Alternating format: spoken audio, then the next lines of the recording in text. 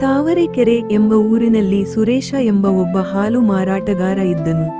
ಆತನು ಪ್ರತಿದಿನ ಬೆಳಿಗ್ಗೆ ಬೇಗ ಎದ್ದು ತನ್ನ 2 ಹಸುಗಳ ಹಾಲು ಕರೆದು ಊರಿನಲ್ಲಿ ಇರುವ ಮನೆಗಳಿಗೆ ಹೋಗಿ ಮಾರಾಟ ಮಾಡುತ್ತಿದ್ದನು.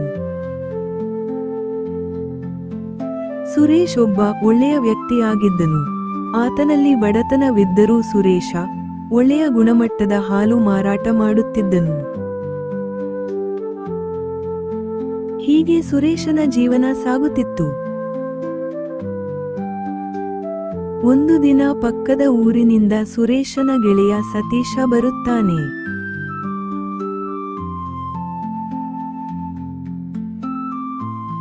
ಹೇ ಸತೀಶ, ಎಷ್ಟು ದಿನ ಆಯಿತು ನಿನ್ನ ನೋಡಿ, ಹೇಗಿದ್ದೀಯಾ, ಹೇಗಿದೆ ನಿನ್ನ ವ್ಯಾಪಾರ ಎಂದು ಸುರೇಶ ಸತೀಶನನ್ನು ಕೇಳುತ್ತಾನೆ. ನನ್ನ ವ್ಯಾಪಾರ ಬಿಡಪ್ಪ, ನಿನ್ನ ಕಥೆ ಏನು? ನೀನು ಒಟ್ಟಿಗೆ ಹಾಲು ಮಾರಾಟ ಮಾಡಲು ಪ್ರಾರಂಭಿಸಿದೆವು. ನಾನು ಮನೆ ತಗೊಂಡು ಬೇರೆಯವರಿಗೆ ಬಾಡಿಗೆ ಕೊಡುತ್ತಿದ್ದೇನೆ. ಆದರೆ ನೀನು ಇನ್ನೂ ಅದೇ ಹಳೆ ಮುರುಕಲು ಮನೆಯಲ್ಲೇ ಇದ್ದೀಯಲ್ಲ, ಏನಾಯಿತು?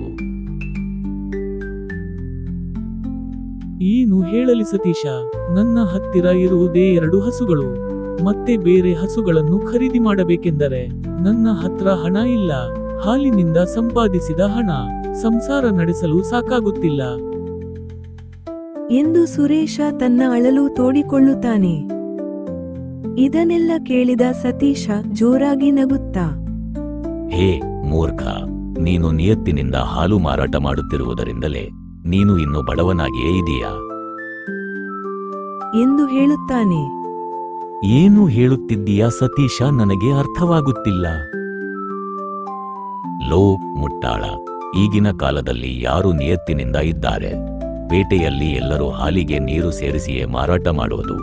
ನಾನು ಕೂಡ ಹಾಗೆ ಮಾಡಿಯೇ ಸ್ವಲ್ಪ ಹಣ ಸಂಪಾದಿಸಿದ್ದೇನೆ. ನೀನು ಹೀಗೆ ನಿಯತ್ತು ಅದು ಇದು ಅಂದುಕೊಂಡ್ರೆ ಬಾಯಿಗೆ ಮಣ್ಣೆಗತಿ. ಇದನ್ನೆಲ್ಲ ಕೇಳಿದ ಸುರೇಶನಿಗೆ ಹಣ ಮಾಡುವ ದುರಾಸೆ ಹುಟ್ಟಿತು.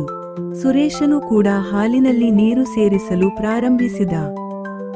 ಆದರೆ ಊರಿನ ಜನರು ಹಾಲಿನಲ್ಲಿ ನೀರು ಜಾಸ್ತಿ ಇದೆ ಎಂದು ಸುರೇಶನಿಗೆ ಹೇಳಲಾರಂಭಿಸುತ್ತಾರೆ. ಆದರೂ ಅವರ ಮಾತು ಕೇಳದೆ ಹಾಲಿಗೆ ಹೆಚ್ಚು ನೀರು ಸೇರಿಸಿ ಮಾರಾಟ ಮಾಡುತ್ತಿರುತ್ತಾನೆ. ಊರಿನ ಜನರು ಸತೀಶ ಒಬ್ಬ ಒಳ್ಳೆಯ ವ್ಯಕ್ತಿ, ಯಾಕೆ ಹೀಗೆ ಮಾಡುತ್ತಿದ್ದಾನೆ ಎಂದು ಮಾತನಾಡಿಕೊಳ್ಳುತ್ತಾರೆ.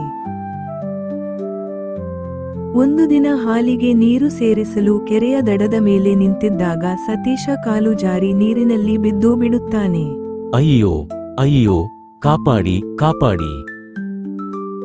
ಅಲ್ಲಿಯೇ ಕೆಲಸ ಮಾಡುತ್ತಿದ್ದ ವ್ಯಕ್ತಿ ಒಬ್ಬರು ಸುರೇಶನನ್ನು ಕಾಪಾಡುತ್ತಾರೆ. ನೋಡು ಸುರೇಶ, ನೀನು ಹಾಲಿಗೆ ನೀರು ಸೇರಿಸಿ ಊರಿನ ಜನರಿಗೆ ಮೋಸ ಮಾಡುತ್ತಿದ್ದೀಯಾ. ಆದ್ರೆ ನೀನು ಒಂದು ವಿಷಯ ಮರೆತಿದೀಯ, ದೇವರು ಎಲ್ಲವನ್ನೂ ನೋಡುತ್ತಿರುತ್ತಾನೆ. ಇನ್ನು ಮೇಲೆ ಆದ್ರೂ ನಿನ್ನ ತಪ್ಪು ತಿದ್ದಿಕೊಂಡು ಒಳ್ಳೆಯವನಾಗು. ತಾನು ಮಾಡಿದ ತಪ್ಪು ಒಪ್ಪಿಕೊಂಡ ಸುರೇಶ ಮೊದಲಿನಂತೆ ಒಳ್ಳೆಯವನಾಗಿ ನಿಯತ್ತಿನಿಂದ ಬದುಕಲು ಪ್ರಾರಂಭಿಸಿದನು.